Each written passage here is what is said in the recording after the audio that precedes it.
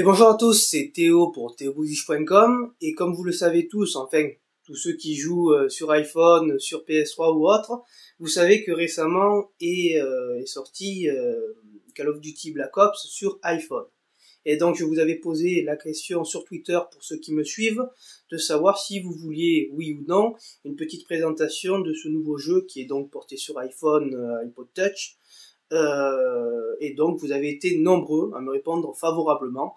Et donc, après l'introduction habituelle, je vous fais la petite présentation et un petit résumé rapidement.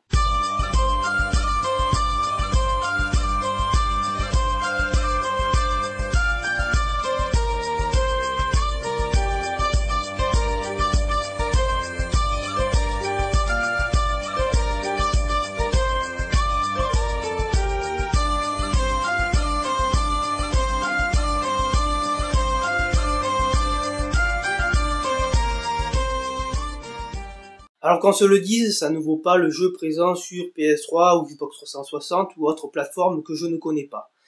C'est un genre d'alternative qui vous permet de passer l'envie, on va dire, puisque pour cette première version portée sur iPhone, iPod Touch, je trouve que la fluidité n'est pas au rendez-vous. Je trouve qu'on n'a pas la réactivité qu'on devrait avoir.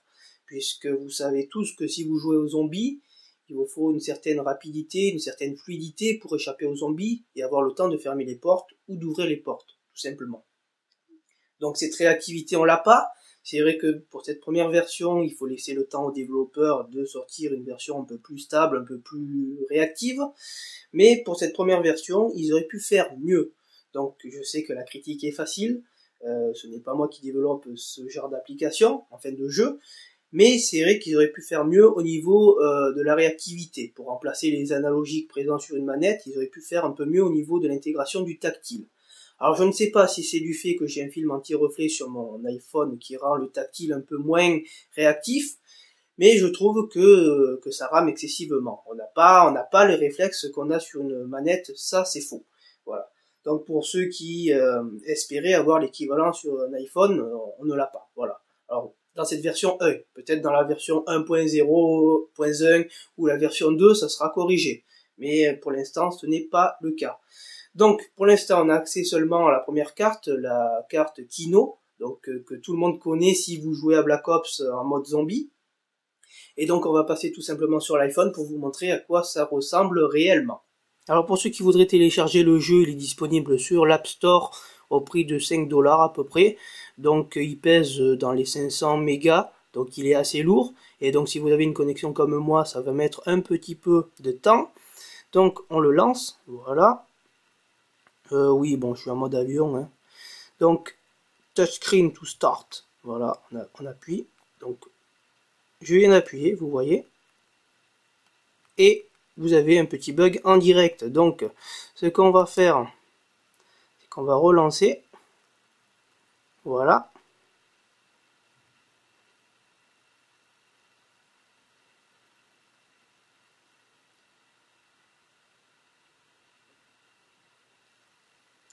Un nouveau bug, c'est génial. Donc, vous voyez que c'est pas truqué. Hein. Voilà, donc l'application se lance enfin. Enfin, l'application, j'ai l'habitude de dire application parce que je fais beaucoup de tests d'application. Mais c'est un jeu. Hein. Voilà. Donc, je viens d'appuyer sur l'écran. Hein. Voilà, donc enfin. Voilà, donc vous êtes dans Main Menu.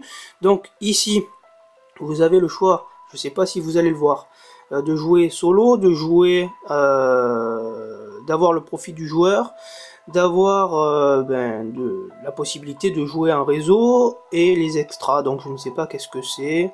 Oui, bon, back. Hein.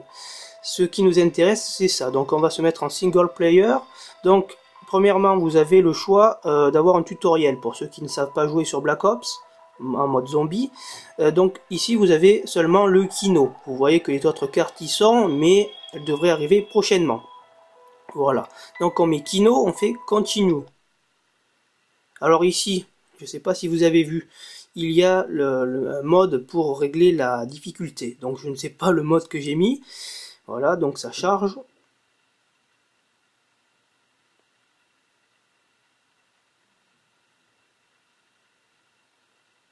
Bon, Alors, vous voyez que c'est pas réellement rapide, hein.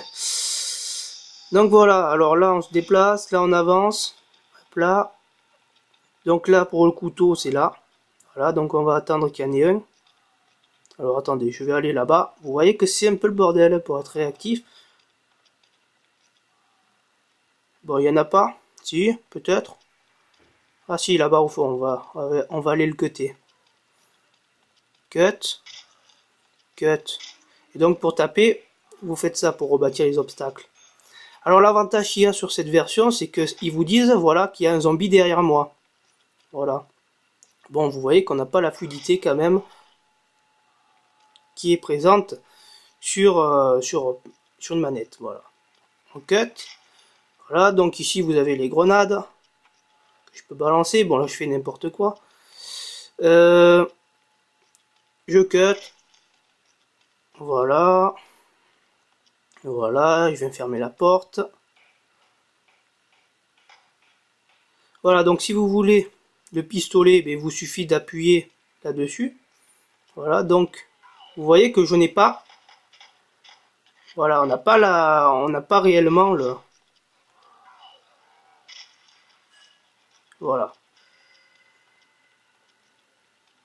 Alors du coup, je viens chercher la boisson de réanimation puisque je suis tout seul.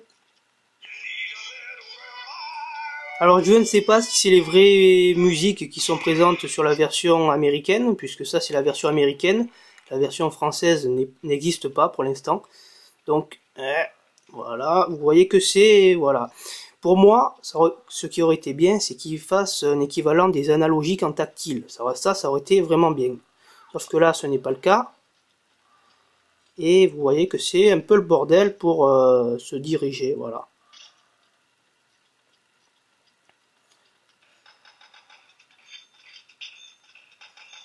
Voilà, donc voilà, vous tapez pour repartir à l'obstacle, mais vous voyez que bon, des fois, ça va enclencher le pistolet, alors qu'on ne le voudrait pas. Donc en termes de graphisme, par rapport à la version présente sur console, je trouve que c'est bien mieux réussi. Donc il faut bien un point positif. Ce point positif, c'est ça. Voilà, vous voyez que, bon, je sais pas si à la caméra vous voyez quelque chose, mais je trouve que c'est bien mieux réussi au niveau du design. Du graphisme tout simplement par rapport à la version sur console. Voilà. Donc là je n'ai plus de pognon. Voilà. Alors voilà, je m'imagine même pas aller à la manche 30 comme je le fais sur console avec ça, parce que vous voyez que c'est vraiment le bordel, hein.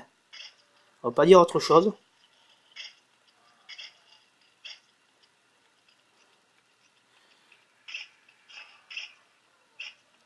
Voilà, parce que des fois vous appuyez sur le cut, ça va enclencher le pistolet, donc et voilà, des fois on veut tourner alors ça ne marche pas. Ouais, voilà. Et c'est pas le tactile qui est mauvais sur l'iPhone, hein, vous le savez, ça marche très bien normalement. Mais bon, là.